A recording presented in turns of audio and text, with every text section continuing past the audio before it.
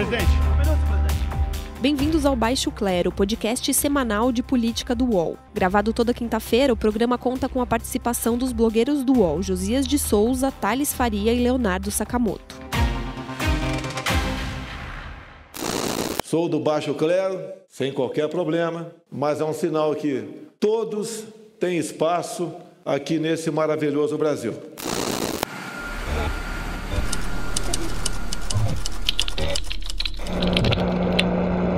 Tá queimado pra caramba. Apaga. Esquece o partido. Não tem crise nenhuma, não tem crise nenhuma. Briga de marido e mulher que quando acontece, né? Não tem, tudo bem, sem problema. O pessoal quer um partido diferente, atuante. Esse partido está estagnado. Olá, amigos e amigas. Começa agora mais um episódio do Baixo Clero, o podcast de política do UOL. Eu sou Leonardo Sakamoto, falando de São Paulo. Contamos com o grande Josias de Souza de Brasília. Josias, tudo bem? Tudo bem, Sakamoto, vamos adiante. E também agora de forma especial, né, enquanto o nosso Thales Faria está desfrutando de suas saudáveis férias, né, temos a participação de Edson Sardinha, editor executivo do Congresso em Foco, site parceiro do UOL. Tudo bem, Edson? Oi, Sakamoto, Josias, prazer falar com vocês, obrigado pelo convite. Você está falando de Brasília? De Brasília. Ah, que maravilha, essa secura toda, né, do Planalto Central. Olha, o tema de hoje, gente, vai ser a relação cada vez mais conturbada entre o presidente da República, Jair Bolsonaro, e seu partido, né, o PSL. Agora, antes de começar, eu queria fazer até um preâmbulo, na verdade, porque essa movimentação toda do Bolsonaro, ela lembra historicamente outros fatos, né? Outras movimentações semelhantes que ocorreram com outros presidentes da República, né? O mais estranho de tudo isso é dizer que Olavo tinha razão. Por quê? A resposta pode estar nos astros. O guru intelectual da família do presidente da República, que já foi astrólogo, ficaria muito feliz em saber que a política brasileira pode estar sendo regida pelas dores das revoluções de Saturno, que, né, quando o planeta dá uma volta em torno do Sol, na astrologia fala-se de mudança de ciclo, que leva em torno de 29 anos. Vamos lá, ó. Jânio Quadros foi eleito em 1960. Filiado ao PTN, brigou com um grande partido conservador de sua coligação, que era a UDN, nos primeiros meses de governo. Autoritarismo, carisma foram traços característicos, elegeu-se prometendo lutar contra a corrupção, sempre demonstrou desprezo por partidos e trocou de legenda várias vezes na vida dele. 29 anos depois, Fernando Collor de Mello foi eleito em 89, filiado ao PRN, nunca teve gosto pela articulação política, o que o distanciou do PFL, hoje DEM, que estava na base de apoio.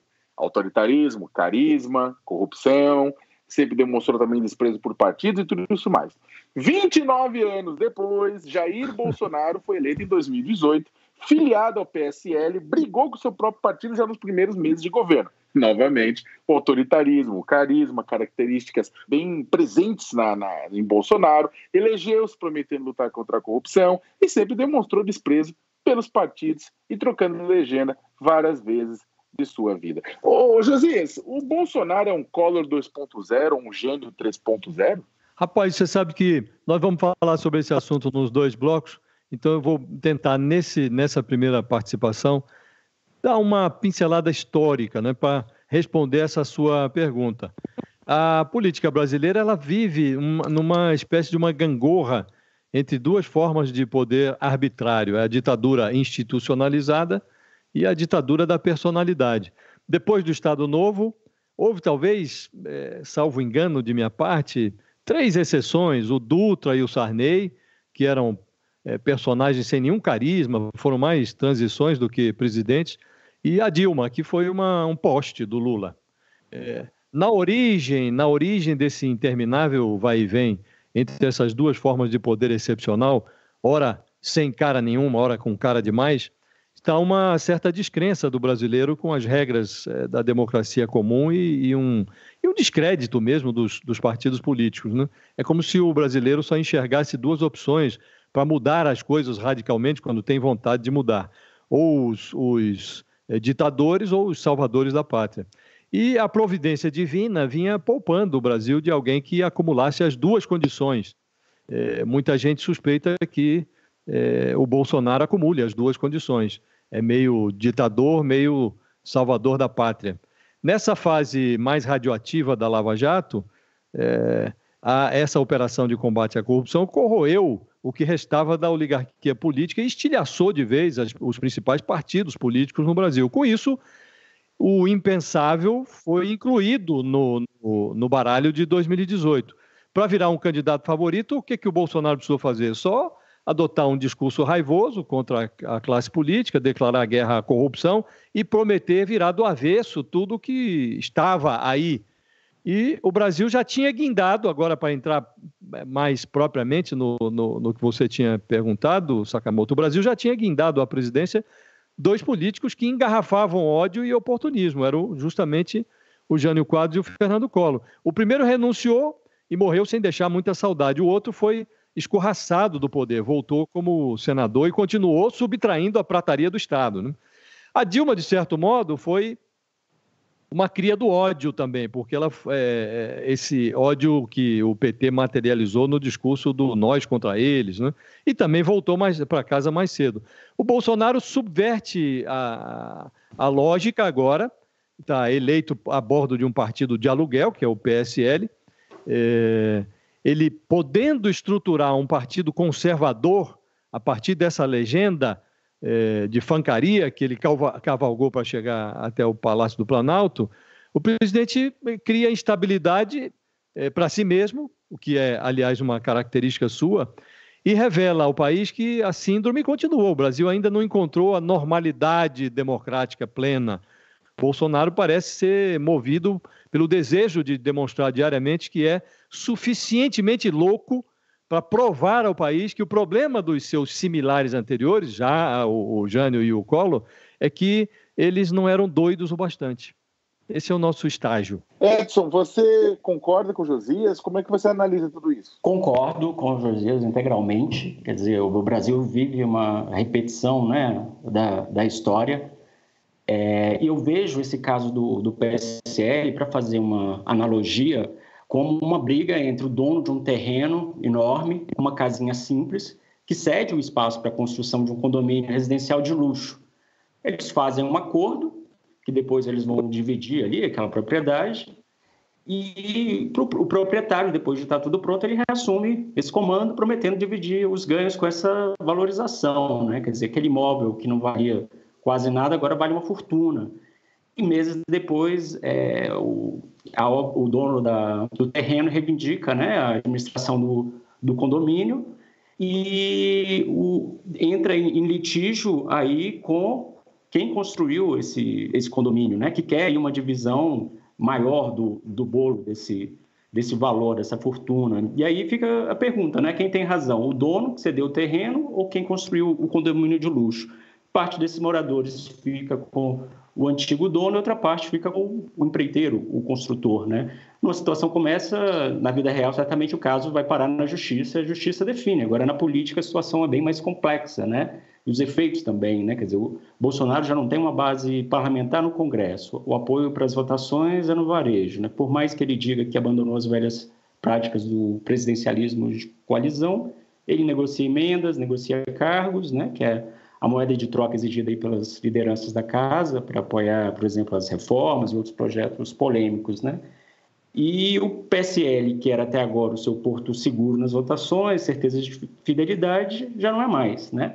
E eu acho que talvez o presidente até tenha se surpreendido que o prestígio dele dentro do partido não é tão grande quanto ele imaginava, né? Quer dizer, teve um encontro com deputados do PSL, 20 foram lá hipotecar apoio a ele, né? E os parlamentares aí do partido, mais alinhados com o Bolsonaro, estimam que de 20 a 35 dos atuais 53 seguiriam ele para a nova legenda, né? E os próprios líderes do partido na Câmara e no Senado não embarcaram na canoa, né? Que deve levar Bolsonaro aí a águas ainda desconhecidas, né? E agora é o seguinte, a gente está... Então, já que estamos entrando agora na discussão específica da relação do Bolsonaro com o PSL, na relação com o seu partido, eu também queria botar o dedo também na história, porque é o seguinte, o Bolsonaro, bem desde o começo do governo, o Bolsonaro tem demonstrado, como eu comentei no começo, mogeriza pelo sistema partidário, mogeriza por todo esse processo, como vocês mesmos falaram.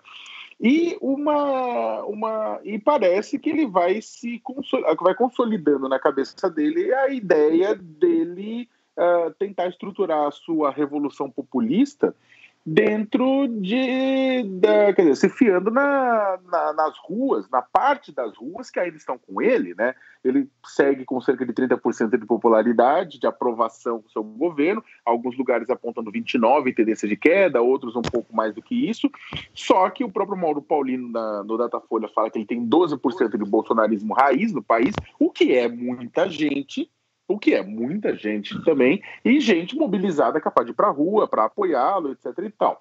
A impressão é que ele, independentemente do partido para qual ele vai, o novo partido vai seguir simplesmente uma legenda de aluguel para que ele possa usar para conseguir eleger apoiadores, botar apoiadores na prefeitura, tudo visando seu sonho de reeleição em 2022. Contudo, a base dele de governo, a forma dele governar, acho que cada vez mais vai sair dessa necessidade populista de falar diretamente com a massa, ignorando as instituições, o que é muito ruim para a democracia, né? Sem dúvida, é aquela história do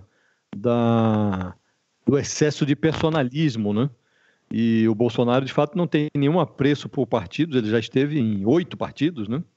E foi 8 partidos. Tem uma particularidade nessa crise atual, que há algo de mercantil na crise, né? Porque, se vocês notarem, tem 2 Bolsonaros na praça, né? Um afirma, diante ali dos jornalistas e tal, ele volta a utilizar aquelas metáforas matrimoniais dele e diz que a desavença com o presidente do PSL, o Luciano Bivar, é uma briga de marido e mulher, coisa que de vez em quando acontece. E aí nega ali de relance que esteja de saída. E o outro Bolsonaro discute longe dos refletores, aí com essas reuniões com os seus correligionários, discute os prós e os contras de um divórcio. Essa união, ela é baseada no interesse pecuniário, né? O relacionamento do Bolsonaro com o PSL é basicamente pecuniário. Nesse caso, o matrimônio sempre muda de nome, né? Ele passa a se chamar patrimônio, né?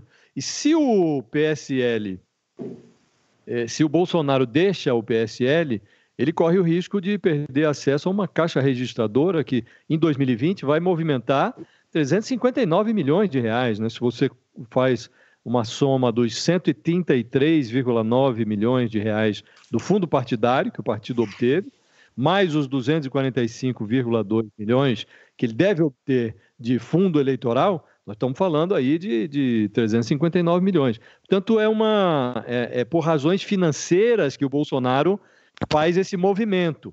Agora, é um movimento temerário, porque, como já foi mencionado, o PSL é um partido que dava a ele todos os seus votos ali, votou na reforma da Previdência, em todas as votações. O PSL, quando não é 100% a favor da tese que o Bolsonaro está esposando ali no Congresso, é quase 100%. A dissidência é muito pequena em termos de votação. Aí o presidente desprezar isto, ele devia buscar uma composição, conversar com o Bivar, porque o Bivar também não rasga dinheiro, né? Então, se ele se compusesse, acho que seria melhor do que sair chutando balde, né? Eu concordo com o Josias, né, em relação a essa coisa dos partidos terem, do matrimônio ter virado patrimônio. E acho que essa discussão toda do PSL, né, quer dizer, ela embute 2 coisas. Uma é os partidos políticos, né, que viraram cartórios, né, quer dizer, as pessoas são donas dos partidos, né. O Bivar, por exemplo, ele está há 21 anos, né, desde 98, na presidência do partido, né, quer dizer, ele criou o partido e foi o único presidente eleito pelo PSL até agora, né, quer dizer. E aí a outra coisa faz sentido um partido receber 359 milhões de reais no ano para fazer campanha? Quer dizer, o PSL está recebendo hoje cerca de 9 milhões de reais por mês para manter a sua estrutura e a sua máquina. E a gente sabe que não há fiscalização, né, sobre a utilização desses recursos. E esses deputados, inclusive do PSL, que estão alinhados com o Bolsonaro, eles prometem pedir na justiça uma devassa nas contas do Bivar, né? Quer dizer, onde é que esse dinheiro está sendo usado. E aí a expectativa deles é de que isso aí possa gerar, inclusive, uma justa causa aí para eles abandonarem o partido, né? Então, deixo aí 2 perguntas. Faz sentido um partido receber tanto dinheiro para se manter? 9 milhões é necessário para a manutenção de um partido por mês? E a outra questão é essa falta de troca de comando, né? Quer dizer, o partido tem dono, e esse dono pode alugar o partido quando ele quiser, na forma que ele quiser, né? E parece que foi esse o caso do PSL com o Bolsonaro. Gente, a gente vai terminando aqui, finalizando aqui o primeiro bloco do nosso Baixo Clero, que discute exatamente a relação do presidente Bolsonaro com o PSL, essa relação matrimonial ou patrimonial, como disse o Josias.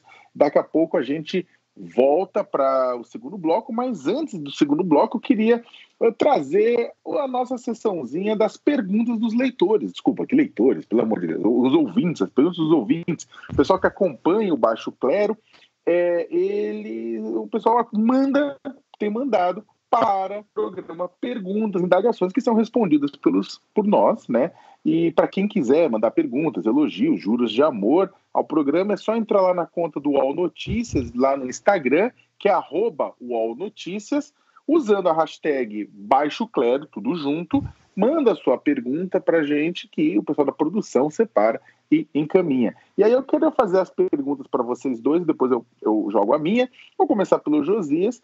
Josias, olha, @Jonathan Braga, que é o ouvinte que mandou a pergunta, questiona você que até que ponto a falta de palavra do presidente, como a mudança de ideia sobre sua reeleição, afeta o país. Eu acho que afeta grandemente, porque o presidente precisaria estar concentrado no que interessa, que é recuperar a economia do país. Quando ele se declara, já nos primeiros momentos do governo, que é candidato à reeleição, ele aí deixa pessoas que poderiam colaborar com o governo dele em estado de alerta. Então, alguém que poderia aprovar mais graciosamente medidas favoráveis ao governo, que injetassem dinheiro na economia, vão ficar com o pé atrás. Bom, nós vamos ajudar esse sujeito, que é um sujeito personalista, que não negocia com ninguém. Por que faremos isso? Então, acaba prejudicando o governo dele mesmo. Então, não é só um erro a opção do presidente por declarar desde logo candidato à reeleição. É uma temeridade mesmo, porque nessa campanha aqui recentíssima, ele tinha jurado que não disputaria um segundo mandato. Disse que a reeleição, palavras dele isso, era péssima para o país porque os governantes se endividam, fazem barbaridades, dão cabalhota, tudo isso palavras do Bolsonaro, para se reeleger. De repente, ele desiste de uma prometida reforma política que acabasse com a barbaridade e fica apontando o dedo para os seus potenciais adversários, o Dória, o Luciano Huck, e se esquece de governar, se esquece de dar serenidade ao governo. Em condições normais, seria apenas constrangedor assistir o presidente que acabou de se eleger, com a promessa de ser coveiro de velhos hábitos, comprometendo o seu governo com uma disputa pelo poder que, além de prematura, pode ser paralisante mesmo. Mas quando isso ocorre nos primeiros meses de uma presidência, que já é precária, o constrangimento evolui para o estágio da insanidade. Tá ótimo. O Edson, o @Luigi Bertaco pergunta para ti: o Bolsonaro termina o mandato ou impeachmentado será? Adorei a formulação tipo mestre Yoda, né? O Bolsonaro termina o mandato ou impeachmentado será? Olha, eu acho que essa crise, né, tende a fortalecer ainda mais o protagonismo do Congresso, né, que já cresceu muito desde que o Bolsonaro assumiu, né, a presidência, né, e, sobretudo, deve fortalecer o Rodrigo Maia e o Centrão, né, que terão pela frente um presidente mais fragilizado, mais isolado, né.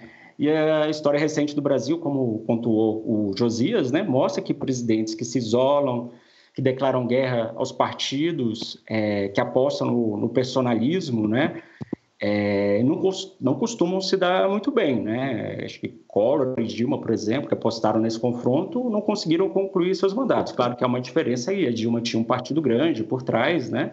o PT, mas toda aquela base que ela tinha ali se dissolveu, né? Então, acho que para o Bolsonaro não concluir o mandato, ele vai ter que construir pontes. Agora, com quem que ele vai construir essas pontes, né? Ele queimou a relação, até para usar uma expressão que ele utilizou para se referir ao presidente do partido, né?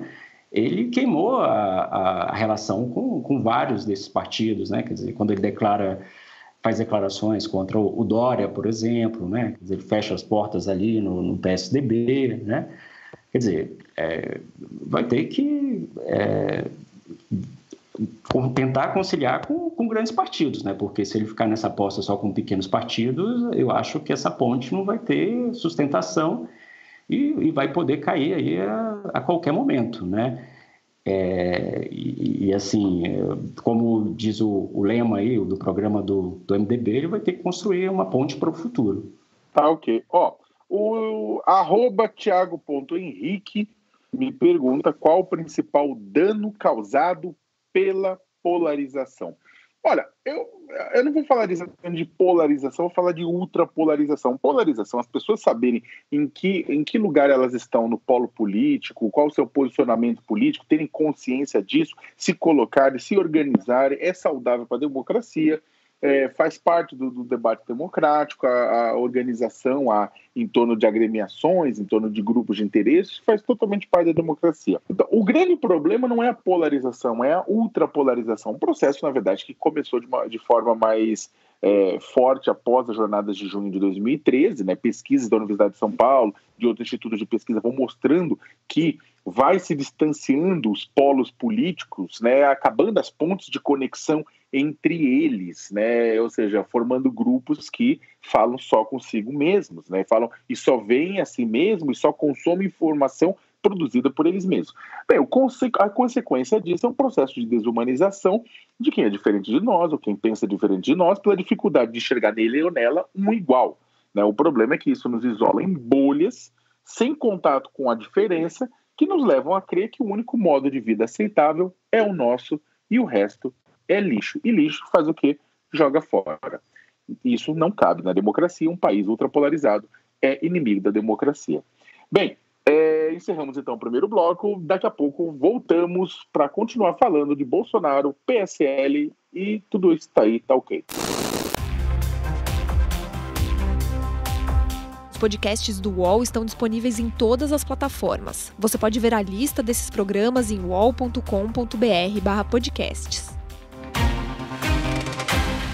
Recebe salário, faz transferência, pagamento, recarga de celular e até empréstimo, tudo sem taxa. PagBank, a sua conta grátis do PagSeguro. Baixe já o app e abra sua conta em 3 minutos. Bem, amigos e amigas, aqui quem fala é Leonardo Sakamoto. Estamos indo para o segundo bloco do nosso podcast Baixo Clero.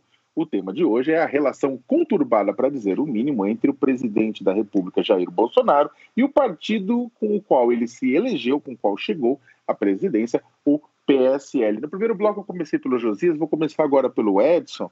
Edson, a Folha de São Paulo soltou uma reportagem agora recentemente, dentro daquela série de reportagens sobre os laranjais, né, do PSL, utilização de laranjas nas eleições, em que pela primeira vez houve um envolvimento direto do próprio presidente Bolsonaro, que teria sido beneficiário dos recursos, né, desses laranjais, através da produção de material de campanha ligado ao seu ministro do Turismo e deputado federal eleito pelo PSL em Minas Gerais, deputado mais votado, inclusive, o Marcelo Álvaro Antônio, né? Ou seja, teve um envolvimento, ele ficou muito irritado com tudo isso. O Bolsonaro xingou a Folha, xingou a imprensa, como sempre, mas existe relação, você acha que existe relação entre esse fato e o que está acontecendo agora com relação ao PSL? Olha, conversei com um deputado que é aliado, né, do Luciano Bivar, e o que ele dizia é o seguinte: olha, não tem nada contra o PSL, o Bivar não está queimado, embora tenha, né, investigação contra ele sobre os laranjas. Aí ele disse: olha, o grande problema está com o Bolsonaro. Ele está mantendo o Marcelo Álvaro Antônio, que tem denúncias muito mais contundentes, já foi denunciado pela Justiça e indiciado também, no caso das candidatas laranjas. E o próprio Flávio Bolsonaro, né? que, enfim, tem que esclarecer aí sua relação com o Queiroz e com a apropriação indébita de salário de servidores, né?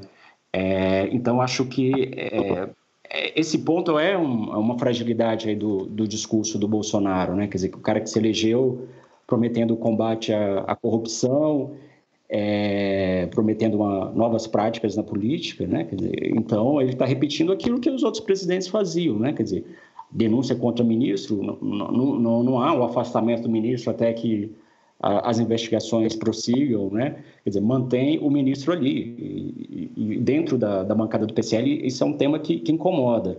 Inclusive, parlamentares que apoiam o presidente entendem que ele mantém o Marcelo Álvaro Antônio por uma questão de uma dívida de gratidão, porque o Marcelo Álvaro Antônio ali foi uma das pessoas ali que ajudaram a socorrer o Bolsonaro ali no episódio da facada, né? De certo modo, eu acho que ele jogando essas acusações aí, enfim, em cima do colo do Luciano Bivar, ele tenta também, eu acho que, tirar um pouco o foco, né, dessas denúncias que estão aí no quintal dele, né? E a citação do nome dele aí, nesse caso aí de Minas, eu acho que sim, ela pode ter colaborado aí para o acirramento aí dos ânimos, né? Porque essa crise não é de agora, ela já vem de algum tempo, né? Acho que tem uma coisa a se avaliar, se o presidente fez aquela declaração já de caso pensado, né? Ao dizer que o Bivar estava queimado para esquecer o PSL, ou se foi algo ali que escapou ali na hora e foi flagrado, né? Pela imprensa e, enfim, precipitou uma crise que, de repente, ele queria ali adiar um pouco ali o seu desfecho, né? Josias? A grande dúvida hoje, sobretudo depois dessa reportagem da Folha, é se o Bolsonaro não demite o ministro do Turismo porque não quer ou porque não pode. Porque tem ali uma participação, ainda que indireta, no episódio do Laranjal. O fato é que, mantendo o ministro no cargo, o Bolsonaro transforma a corrosão pessoal do Marcelo Álvaro Antônio no enferrujamento do próprio governo, do discurso dele, da bandeira de campanha. E tem uma coisa curiosa, que a presença do Sérgio Moro no governo vai ficando cada vez mais paradoxal. Porque tem um artigo célebre do Sérgio Moro, que ele escreveu antes mesmo do início da Operação Lava Jato, que se não me engano o título era Considerações sobre a Operação Manipulite, que é um artigo dele sobre a Operação Mãos Limpas na Itália, né? Nesse artigo, o Sérgio Moro diz que a prisão daquela teia de corruptos que permeava a vida política italiana desde a Segunda Guerra, esse movimento de encarceramento dessa oligarquia levou à deslegitimação, essa foi a expressão que o Sérgio Moro usou no artigo, do sistema político, um sistema político corrupto na Itália. E, de fato, a Operação Mãos Limpas começou no início da década de 90, acho que 92, e 2 anos depois os partidos democrata, cristão e socialista, que controlavam a maioria parlamentar desde 1945, lá na Itália, eles definharam. E aconteceu mais ou menos a mesma coisa no Brasil, com a Operação Lava Jato. Os grandes partidos, eles passaram a ser confrontados. E o PT resistiu um pouco mais, tem uma bancada importante na Câmara, definhou no Senado, o PMDB definhou, o PSDB perdeu completamente a importância. Então, esse é o cenário que a gente está vivendo hoje. O Bolsonaro teria a oportunidade, se o discurso dele fosse a sério, se não fosse dissimulação, ele teria a oportunidade de iniciar uma discussão sobre o sistema partidário, propor uma reforma política a sério, mas não é o que está se passando. Então, nós estamos perdendo a oportunidade de rever um sistema apodrecido e colocar alguma coisa no lugar. Nós temos 33 partidos hoje registrados no Supremo, algo como 26 com representação no Congresso, e a gente não está perdendo a oportunidade de discutir a sério uma reforma que dê ossatura parlamentar e política e congressual e partidária à democracia brasileira. Isso é o que está acontecendo agora. Tudo isso, na verdade, é uma sensação de cara de pau tão grande, porque é claro que todo partido político ele é eleito, né, nos últimos anos, principalmente, com a justificativa, com a desculpa, com a bandeira do combate à corrupção, né? Mesmo que dentro dele as coisas funcionem pior do que tem chiqueiros muitas vezes mais organizados do que eles. Mas só que é muito, muito, muito engraçado que uma parte significativa dos eleitores do Bolsonaro, né, e uma parte significativa dos apoiadores da Lava Jato, que fazem parte também dessa base de sustentação do Bolsonaro, não totalmente, eles são mais críticos, muitas vezes críticos ao Bolsonaro e apoiam o Moro, mas é muito interessante como essa base de apoio, ela segue impávida. Ela segue o Bolsonaro, aquela coisa, ele diz, como vocês comentaram, ele fala, não, olha, ele reclama, critica, fala da corrupção, etc., mas age de uma forma, eu não estou nem falando toma lá da cá no Congresso Nacional, porque se fosse só isso,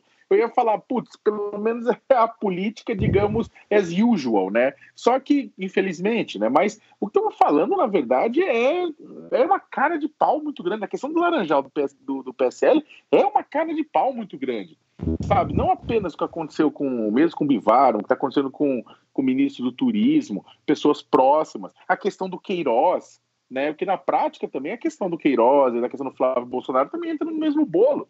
Tanto é que os membros do PSL, insatisfeitos com as críticas do Bolsonaro ao partido, chegaram e falaram, né? Acho que foi o Major, qual que foi o Major que falou? O líder do partido lá na Câmara, falou, não, lembrou e o Queiroz e o Flávio, né? Todo mundo o Valdir. Delegado Valdir. Delegado Valdir. Estou promovendo da Major já, mas... O delegado Valdir. E é muito louco, porque todo mundo coloca em pratos limpos.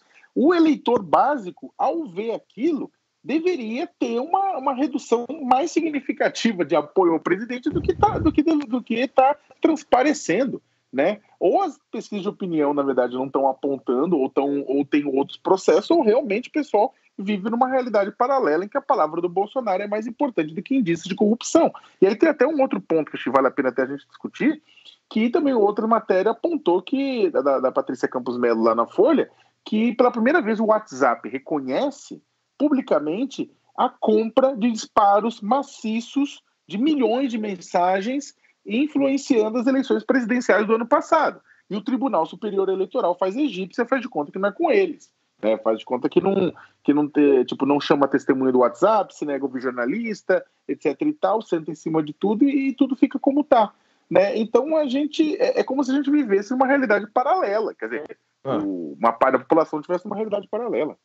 Acho que nós estamos nos encaminhando para o final e eu não queria perder a oportunidade de fazer uma reflexão com os nossos ouvintes aí.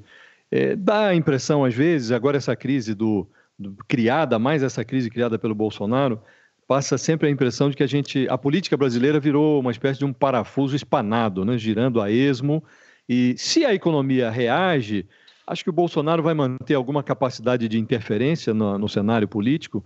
Há também o fator Lula, né, que se tornou uma incógnita. É preciso ver como é que se ele vai ser...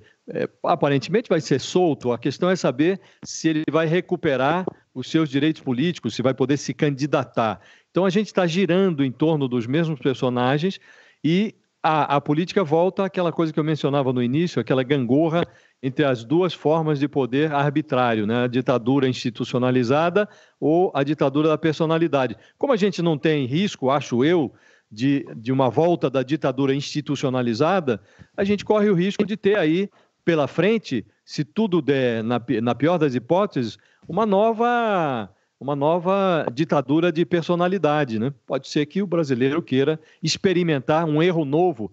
E aí tem algumas alternativas, né? É nesse contexto que cresce a candidatura do Luciano Huck, tudo à margem dos partidos. A gente está perdendo a oportunidade de institucionalizar a democracia brasileira. Continua numa mesma gangorra de idiosincrasias. Edson, suas considerações finais? Primeiro, obrigado mais uma vez aí pelo convite, um prazer participar com vocês. Eu acho que esse cenário, né, quer dizer, mostra mais uma vez a necessidade da gente discutir os partidos políticos, né? Legendas de aluguel, partidos recebendo fortunas sem fiscalização, por outro lado, esse discurso, né, do Bolsonaro, que não é só dele, enfim, de vários parlamentares que se elegeram pelo próprio PSL e de parte da população, de desacreditar os partidos políticos, né? Mas qual que é a saída sem os partidos políticos, né? Como sustentar aí a democracia sem partidos políticos? Então, eu acho que a gente tem que aproveitar esse caso também para refletir, né? Quer dizer, precisamos de partidos políticos, mas de que maneira, né? De que tipo de partido político? Enfim, no Congresso aí, com quase 30 partidos, né? Quer dizer, como negociar com tantos partidos, que na essência, muitos deles ali são praticamente a mesma coisa, né? Não tem diferença ideológica nenhuma. O que muda são apenas os donos, né? Que mandam, desmandam no partido como querem, né?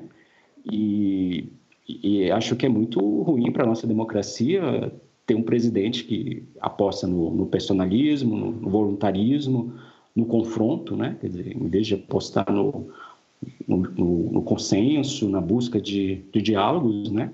Procura ter uma posição muitas vezes incendiária, né? E ele pode, inclusive, acho que ser incendiado aí também, né? Enfim, pelos seus próprios atos. É um processo de autocombustão quase, né? Exatamente. Aham. Exatamente, isso. Olha, eu queria agradecer. Bem, partindo do que vocês falaram, assim, a necessidade. Pode parecer bom, porque a gente sempre repete isso aqui, acho que no programa, mas a necessidade da gente trocar a água suja do banho sem jogar a criança fora. Afinal de contas, o sistema partidário, a democracia representativa é um regime terrível, mas é o menos mal que a gente conseguiu inventar até agora no planeta, né? O problema é que as alternativas a isso, inclusive aquelas como o Josias coloca, talvez comece a se desenhar no Brasil. Os erros que a gente poderia cometer, os erros novos, né? Mais do que os erros antigos, não são nada agradáveis. A gente deveria ter mais, digamos, mais cuidado, a população, o cidadão, acompanhar o processo. E, ao invés de pedir fora tudo que está aí, inclusive o sistema e as instituições, tratá-las com mais carinho e com mais cuidado. Olha, quero agradecer o Josias de Souza, né, de Brasília, agradecer o Edson Sardinha, editor executivo do Congresso do Povo, nosso convidado deste programa também de Brasília, e eu, Leonardo Sakamoto, de São Paulo. Um grande abraço para todo mundo e boa semana. Chega ao fim esse episódio do Baixo Clero. Lembrando que você também pode conferir as melhores análises sobre o cenário político atual nos blogs dos nossos comentaristas no portal UOL. Baixo Clero tem pauta e edição de Maurício Duarte, edição de áudio de Amer Menegassi e coordenação de Diogo Pinheiro. Está encerrada a sessão!